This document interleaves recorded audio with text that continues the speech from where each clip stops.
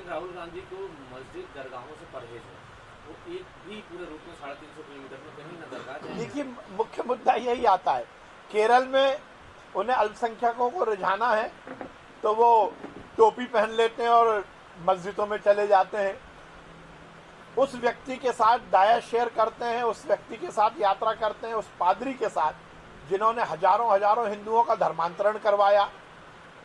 मध्य प्रदेश में वो आते हैं तो महाकाल बाबा के दर्शन करके ये नाटक करना चाहते हैं कि वो हिंदू धर्म का पालन करते हैं।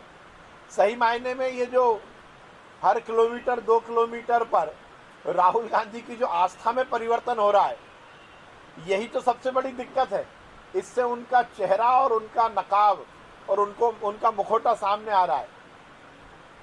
वो एक बात करे ना, और ठीक है महाकाल बाबा जा रहे हैं, हम तो चाहते हैं कि हर एक व्यक्ति, दुनिया का हर एक व्यक्ति महाकाल बाबा का आशीर्वाद ले, परंतु वो ये भी तो बताएं और इस बात का भी तो खुलासा करें कि पिछली बार जब वो आए थे तो उन्होंने मध्य प्रदेश किसानों का 2 लाख का कर्जा माफ करने का वादा किया था। कांग्रेस की सरकार बनी और एक भी किसान का कर्जा माफ नहीं हुआ। बेरोजगारों को बेरोजगारी भत्ता देने की बात की थी, एक भी युवा को कांग्रेस ने बेरोजगारी भत्ता नहीं दिया। संबल योजना बंद कर दी, आदिवासियों की योजना बंद कर दी, और उसके बाद घूमते फिरते अब क्योंकि चुनाव आने वाले हैं तो राहुल गांधी भी दिख रहे। ये जो कोर्ट के ऊपर जनेऊ पहनकर हिंदू मतावलंबियों को गुमराह करने की जो कोशिश कर रहे हैं, ये चलेगा नहीं। पहले वो ये बताएं कि उस पादरी के साथ वो क्यों बैठे थे जिसने हिंदुओं का धर्म परिवर्तन कराया था। पहले वो ये बताएं कि उनकी यात्रा में उस लड़की को उन्होंने गले क्यों लगाया जिसने पाकिस्तान जिंदाबाद के नारे लगाए थे। वो मध्य प्रदेश आने तो दीजिए, किसान और युवा ही उनसे ये प्रश्न पूछेंगे।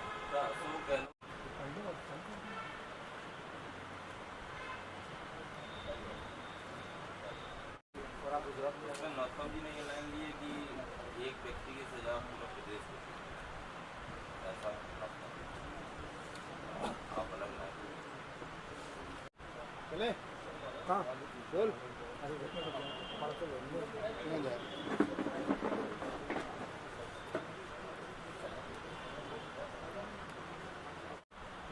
बोल सर।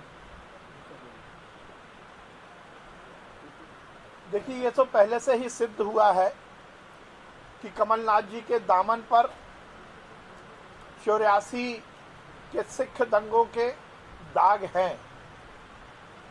उस समय के तथ्य भी ये कहते हैं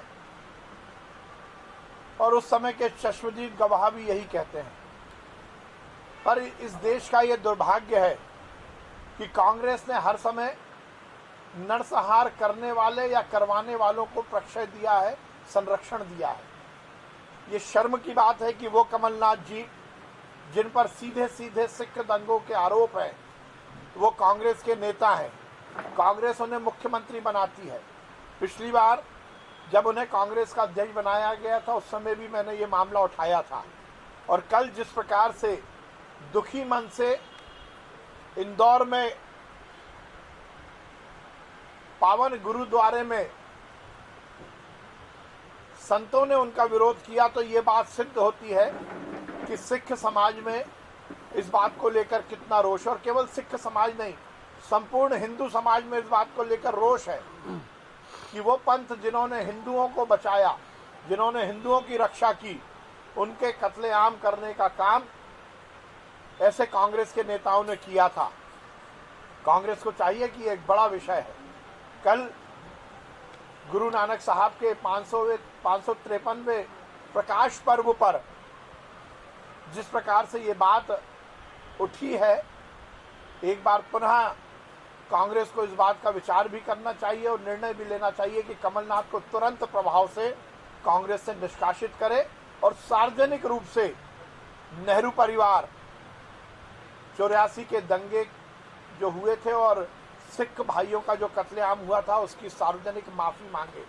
सोनिया गांधी, राहुल गांधी, प्रियंका गांधी को चाहिए कि वो सार्वजनिक रूप से माफी मांगे और राहुल गांधी को तुरंत अपनी यात्रा छोड़कर इस बात का संज्ञान लेना चाहिए कि यदि कल इंदौर में ये घटना हुई है तो ये पूरे की पूरी कांग्रेस पर प्रश्न चिन्ह लगा है और उन्हें चाहिए कि इस बात को लेकर वो सिख समाज से, हिंदू समाज से माफी मांगे और उसका प्रायश्चित करें, कमलनाथ को पार्टी से निकालें।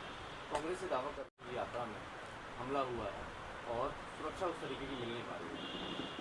देखिए, कोई किसी पर हमला हुआ है नहीं हुआ इस पर मैं कुछ कहना नहीं चाहता, परंतु जैसा जो एंटाइटल है उसको सुरक्षा व्यवस्था दी भी जा रही है। कोई हमला हुआ नहीं है। कांग्रेस ही गुट और गिरोह में बटी हुई पार्टी है। आप देखिए, यात्रा की बैठक होती है, भारत जोड़ने की बात कर रहे हैं और कांग्रेस को तो जोड़ नहीं रहे। टूटी टूटी कांग्रेस, बैसाखी पर चलने वाली कांग्रेस, एक दूसरे को गाली देकर काम करने वाले कांग्रेस के कार्यकर्ता स्वयं ही दंगा कर रहे हैं, स्वयं ही सुरक्षा पर प्रश्न चिन्ह लगा रहे हैं। कल इंदौर की भी हमने घटना देखी, कांग्रेस के नेता खुले रूप से वहां के जिलाध्यक्ष को गाली दे रहे हैं और ये इल्जाम लगा रहे हैं कि कांग्रेस खत्म करने की साजिश हो रही है। तो कांग्रेस और गुट और गिरोह में बटी हुई है, उसको जो असुरक्षा है या खतरा है वो कांग्रेस से ही है। जिस व्यक्ति ने कट्टा निकाला था वो दावा किया जा रहा है कांग्रेस की तरफ से कि वेदर सिंह कंसाना और अभिराज कंसाना के आदमी है, बीजेपी के कार्यकर्ता है। कोई बीजेपी के कार्यकर्ता नहीं है। अब ये फालतू की बातें की जा रही हैं और इस तरह से अपने फेस सेविंग के लिए कांग्रेस इस तरह की बातें कर रही है। कांग्रेस में ही गुट और गिरोह बटा हुआ है। गोविंद सिंह जी एक ऐसे नेता हैं जो सही बात करते हैं तो उन्हें कोई नेता प्रतिपक्ष मान ही नहीं रहा। वो कमलनाथ जी के वट वृक्ष के नीचे एक पौधे की तरह है, वो डेवलप नहीं हो पा रहे। उन्हें कोई नेता नहीं मान रहा। कोई उनकी बैठकों में हंगामा करता है, कोई पिस्टल निकालता है। ये कांग्रेस की गुटबाजी। इसको इस तरफ, इस बॉल को इस तरफ फेंक कर वो अपनी फेस सेविंग करना चाहते हैं। राहुल गांधी अब देखिए, ये तो अपनी कुर्सी बचाने के लिए गहलोत जी को कहना ही पड़ेगा, पर गहलोत जी पहले राजस्थान में तो कांग्रेस की स्थिति का आकलन कर ले। राजस्थान में ही डूब चुकी है कांग्रेस और उसमें पलीता लगा रहे हैं सचिन पायलट। इसलिए गहलोत जी राष्ट्रीय नेता बनने की कोशिश ना करें। वो राजस्थान में कांग्रेस की क्या स्थिति, इसकी आकलन और समीक्षा कर लेंगे तो ही उनके भविष्य के लिए ठीक रहेगा। चलिए, गुजरात जाने वाले हैं। भारतीय जनता पार्टी का हर कार्यकर्ता अपने विचार, अपने कार्यक्रम को लेकर चुनाव में काम करता है। हमें भी गुजरात में जिम्मेदारी मिली है, पार्टी नेतृत्व में मुझे काम दिया है, तो मैं पहले भी अभी गुजरात होके आया था, आज गुजरात जा रहे हैं। और जिस प्रकार से मैंने पिछले बार जो दौरा किया था उससे ये सुनिश्चित है कि उस दौरे में जिस प्रकार से जनता का आकर्षण भारतीय जनता पार्टी के प्रति है, गुजरात की जनता ने निश्चित किया है कि नरेंद्र मोदी जी का जो विकास का एजेंडा है, जो डबल इंजन की सरकार है, वो पुनः गुजरात में बनेगी।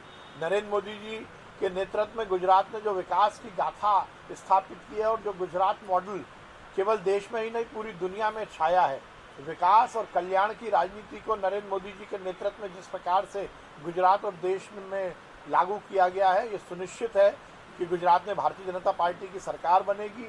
150 के पार भारतीय जनता पार्टी के विधायक जीतेंगे और निश्चित रूप से नरेंद्र मोदी जी, अमित शाह जी और हमारे गुजरात के मुख्यमंत्री भूपेंद्र पटेल जी के नेतृत्व में सरकार भी बनेगी और गुजरात नए आयाम तक पहुंचेगा।